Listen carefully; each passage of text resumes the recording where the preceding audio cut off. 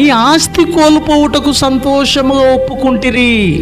ఎవరండి ఆస్తి కోల్పోతే సంతోషం? ఎవరికైనా ఏమండి? 1,00,000 రూపాయలు కోల్పోతారు ఎవరైనా?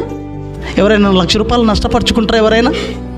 కానీ ఈ సదస్సుకు ఒక 10,000 రూపాయలు ఖర్చు అయినాయంటే ఈ 10,000 రూపాయలు పోగొట్టుకోవడానికి ఎవరు ఇష్టపడతారు చెప్పండి? అలా పోగొట్టుకున్న వాళ్ళుగా మీరు సంతోషంగా ఒప్పుకున్నారు. ఎందుకంటే ఇక్కడ వచ్చిన ఖైదీలుగా దేవుని వాక్యం లేని వీళ్ళకు దేవుని వాక్యం వినిపించడానికి వాళ్ళకు కావలసిన భోజన ఏర్పాట్లు, వసతులు, సౌకర్యాలు ఏర్పాటు చేసి మీకు ఒక మహోన్నతమైన జీవితం, మహోన్నతమైన స్వాస్థ్యము ఉందన్న సంగతి ఎరిగి సంతోషంగా మీ ఆస్తిని పోగొట్టుకున్నారు. అలాంటి వాళ్ళు కావాలి. అది చిన్న జీవితంలో సంపాదించుకోవాల్సింది.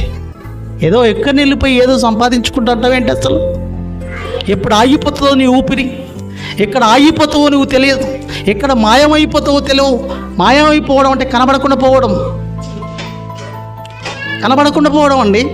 ఇంతలో ఉండి అంతలో మాయమైపోవడం. ఇప్పుడు కానీ వచ్చిండంటే, ఇప్పుడే కనబడ్డాడంటే, అరే లేడయ్యా బాబు ఇప్పుడు కనబడ్డాడు కానీ లేడు, ఇప్పుడు చనిపోయాడు.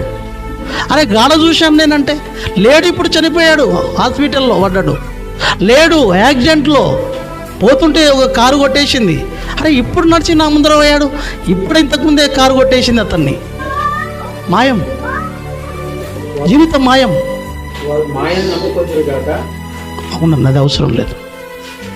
తర్వాత టాపిక్ ఆలోచించండి ప్రియులారా,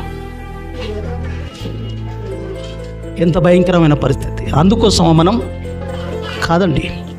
తర్వాత టాపిక్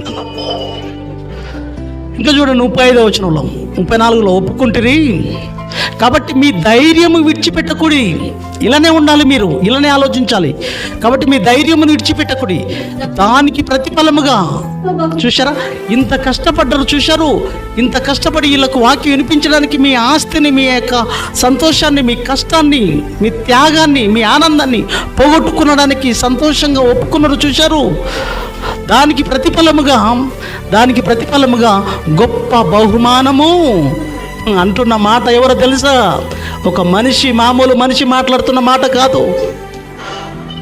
ముల్లోకాలలో ఎదుగుతున్న మహోన్నతమైన చక్రవర్తి, మహోన్నతమైన శక్తి నీకు అంటున్న మాట, నీతో భరోసా ఇస్తున్నాడు. ఒక మహోన్నతమైన లోకములో ఒక గొప్ప బహుమానం నీకోసం ఉంది, అది సంపాదించుకో బిడ్డ. ఈ లోకంలో నీకున్న సంపదను నా కోసం పెట్టుబడిగా పెట్టు, నా పిల్లల కోసం పెట్టుబడిగా పెట్టి వాళ్ళని వాక్యాన్ని వినిపించేటట్లుగా చేసి ఇలాంటి కార్యక్రమాలు, ఇలాంటి సదస్సులు, ఇలాంటి ఎన్నెన్నో జరిగించి